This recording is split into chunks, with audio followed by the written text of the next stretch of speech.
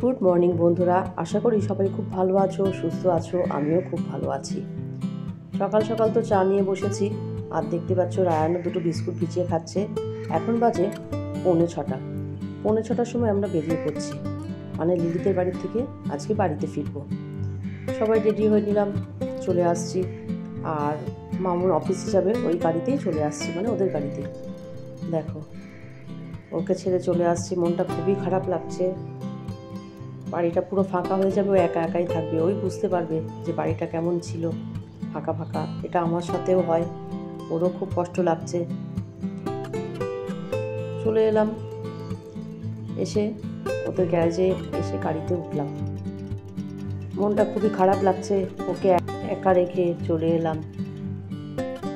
মাও মনটা খুব খারাপ করেছিল। দেখতে দেখতে অনেকটাই চলে এলাম বারাসাতে এসে গাড়ির গ্যাস নেওয়া হচ্ছে, তাই পেট্রোল পাম্পে দাঁড়িয়ে থাকলাম। রিজু আছে, আমি আছি, আর আমাদের সঙ্গে মাসি গেছিলো। মাসির বাড়ি যেহেতু বারাসাতে মিলাই নেই, তাই মাসিও নেমে পড়েছে, ও বাড়িতে চলে গেল। চলে এলাম বাপের বাড়িতে। এখানে একটু দেখা করি, মানে 5 মিনিট ছিলাম, বেশি ছিলাম না। এখানে একটু দেখা করি, মাকে নামিয়ে দিয়ে আবার চলে যাব। বাড়িতে চলে এলাম। বাড়িতে এসে আগে দেখছি ঘরগুলোর কী অবস্থা, কারণ আমি ছিলাম না, বৃষ্টি হয়েছে, ঝড় হয়েছে। এদিকে দেখো ব্যাগগুলো এখানে রাখলাম। বাড়িতে এসে আমার কিন্তু ড্রেস চেঞ্জ করা হয়ে গেছে। আগে ঘরগুলো ঘুরিয়ে দেখাচ্ছি তোমাদেরকে কী অবস্থা ঘরের। আর যেহেতু আমরাও বাড়িতে এসেছি, সমস্ত জামা কাপড়ও এখানে ছড়িয়ে ছিটিয়ে আছে। এরা দুজনে এসে তো টিভি দেখতে বসে গেছে। রান্নাঘরেও ঠিকঠাকই আছে, পরিষ্কার করেই রেখেছে। ওর বাবা রান্না টান্না করেছিল, ঠিকঠাক করে রেখেছে। আর এটার মধ্যে কী আছে সেটা তোমাদেরকে পরেই বলছি। চলো আগে রান্না করে নিই। আমি না থাকলে টুকটাক করে রান্না করে খেতে পারে। ওর বাবা রান্না করে, আমার শ্বশুরমশাই রান্না করে, মানে কোনো রকম ডাল ভাত করে খেতে পারে। আর আমি তো কিছুটা রান্না করে রেখেই যাই, এই দিয়েই ওদের চলে যায়। এদিকে দেখো আলু কাটতে বসে গেছি। আর রান্না কী করবো সেটা তোমাদেরকে পরেই দেখাচ্ছি। চলো আগে ঝটপট করে রান্নাটা করে নিই। মশলাটা করতে হবে, টমেটো, পেঁয়াজ, কাঁচা লঙ্কা, রসুন দিলাম। কিন্তু মশলা করলাম, আলু কাটলাম, সবই দেখলে, কিন্তু আলুটাও রান্না করলাম না, মশলাটাও কাজে লাগলো না। কারণ রান্না কী করলাম চলো সেটা তোমাদেরকে বলছি। এখানে দেখো মাছ, এই মাছটা আমার মা দিয়ে দিয়েছে। মেজমা কিনে রেখেছিল। মেজমা তো খাওয়ার জন্য খুব জোর করছিল, কিন্তু খাওয়ার সময় ছিল না, তাই মাছটা বললো নিয়ে যা, বাড়িতে গিয়ে তাহলে রান্না করিস। মায়েরা তো এমনই হয়। আর আজকে মাদার্স ডে, বুঝতেই পারছো, মায়েদের কথা তো বলতেই হয়। মা, মেজমা, ছোটো মাও ছিল। আজকে ছোটো মার হাতেরই চিকেন রান্না নিয়ে এসেছি। এই দেখো, এটা আমার ছোটো মা রান্না করেছে। ওখানে যেহেতু আমরা খাইনি, তাই আমাদেরকে একেবারে দিয়ে দিল। বাড়িতে এসেই আমরা খাওয়া দাওয়া করবো, একেবারে দুপুরবেলায় খাবো। চলো রান্না কী কী করলাম সেটাই তোমাদেরকে দেখাই। এখানে তো আছে ভাত, আর করেছি বেগুন আলু দিয়ে মাছের ঝোল, আর ওই যে চিকেন মা দিয়েছিল সে চিকেনটাই। আর কিছু রান্না করলাম না। এটাই হলো আজকে আমাদের লাঞ্চ মেনু।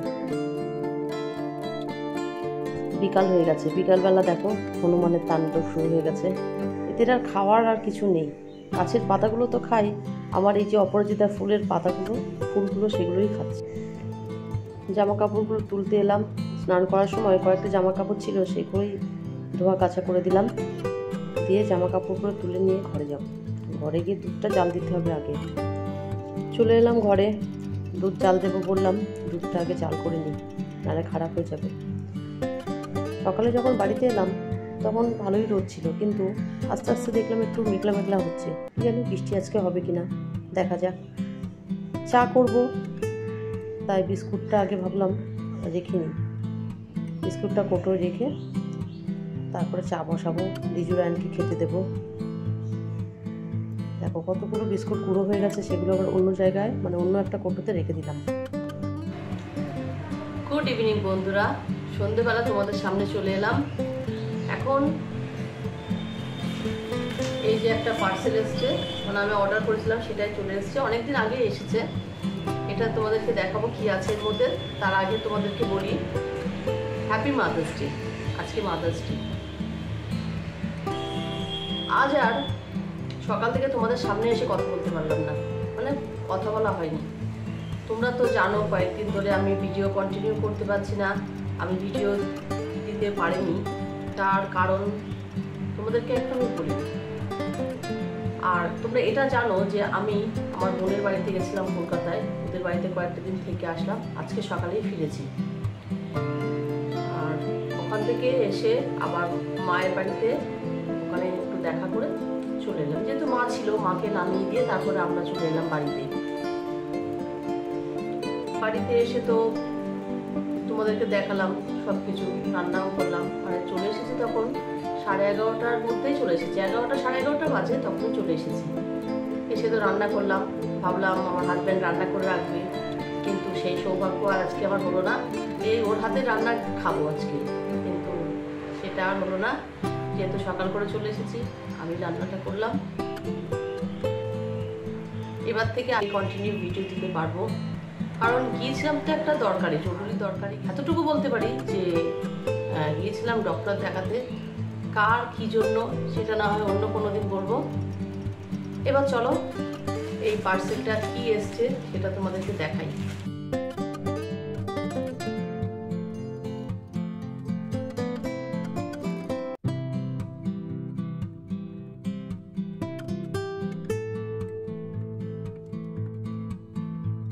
স্লিট আছে, এই যে গরমকালে এইগুলো দিয়ে ঢাকা দিলে ভালো থাকে, সবসময় তো গরম জিনিস চাপা যায়। আছে একটা বড়, তারপরে এই একটা, তারপরে সাইজটা এই যে, আর এটা সবার ছোট।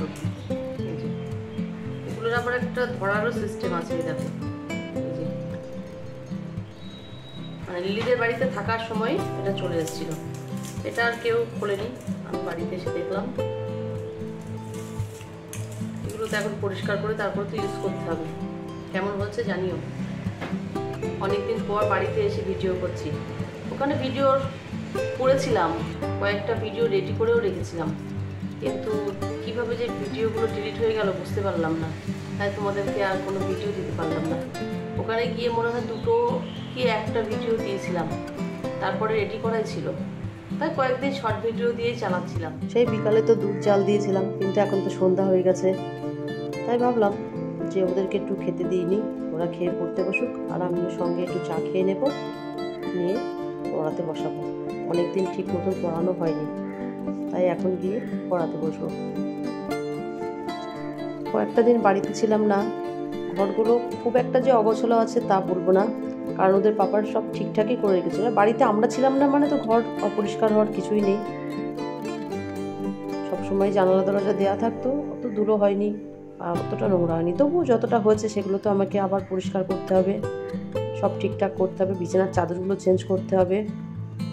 এদিকে তো এরা পড়তেও বসে গেছে। আজকে তো মাদার্স ডে, তোমরা সবাই জানো। দেখো রায়ান আমার জন্য একটা কার্ড তৈরি করেছে, কার্ডটা কেমন হয়েছে তোমরা অবশ্যই কমেন্ট করে জানিও, তাহলে রায়ান খুব খুশি হবে। রায়ানের উদ্দেশ্যেই কমেন্টটা করো, তাহলে ও ভীষণই আনন্দ পাবে।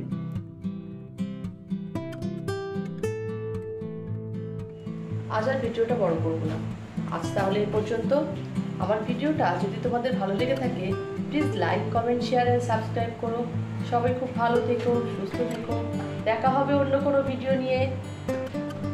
টাটা।